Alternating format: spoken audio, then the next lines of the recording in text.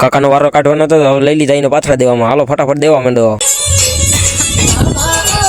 Tractor વાળા ભાઈ પદ્માન ગીત ચડાવ્યું તડકન માથું દુખ્યું પછી ઝીરો નીકળી ગયું ટ્રેક્ટર વાળા ભાઈ ને બગાડી મીગાવ. હવે કઈ જરૂર નથી તમારે તો ઝીરો તો નીકળી ગયો થઈ ગયો ઢગલો તો હવે કઈ ખેતર તેને સરખાતું તો ડેલે આવી ગયા ડેલે નાખીને હવે અત્યારે ઘરે આવીને પછી બેસી ગયા જમવા. તો ફઈવા બનાવી નાખ્યા ગરમા ગરમ ભજીયા રવો ને સંભારવાનું. પછી મેં નાખી લીધું ભજીયું ગરમા ગરમ મોઢામાં. પછી ઓહો જમીન આરામ કરતા હતા ને 4 ને 12 મિનિટ થઈ ગઈ પછી નીકળી ગયા બીજા ખેતર કેમ કે ત્યાં પણ કટાર આવી ગયેલો હતો ઘઉં નતો ઘઉં ભરવા જવાના છે તો નીકળી ગયા ટ્રેક્ટર લઈને. તો બપોરે કટાર આવી ગયો ઘઉં કાઢીને કાંઈ કર્યો ઢગલો અને અત્યારે ભરવાના છે બાસકા. તો ચાલો ફટાફટ ભરવા માંડી ગયા કેમ કે મોડું થઈ જાય પછી બહુ. તો નીચે ભાઈ સબલા છે ને અત્યારે કરી કામ ચાલુ. વાગી ગયા 5:30 ને માસ્તર આવી ગયા ભણાવીને મારા હાટો ઠંડુ પાણી લેતા હોય ફ્રીજ નું. તો ચાલો પીને હવે ફટાફટ ભરવા માંડી. કાકાને બેહાડે ટોલે ઉપર ને હવે નીકળી જાય ગામમાં કેમ કે જવાનું છે ઘઉં ઠલવવા. તો ચાલો નીકળીએ ડેલે ઘઉં ઠલવવા પૂગ્યા તો આપણે નાના મિત્રો પૂગી ગયા. ઘઉં ઉતારીને આવી ગયા ફઈના ઘરે. તો હવે માસ્તર બનાવવા માંડ્યા ભજીયા. તો ચાલો ભજીયા ખાઈ નાખ્યા ગરમા ગરમ. મને વ્લોગ ગમ્યો હોય તો લાઈક સબસ્ક્રાઇબ કરી નાખજો.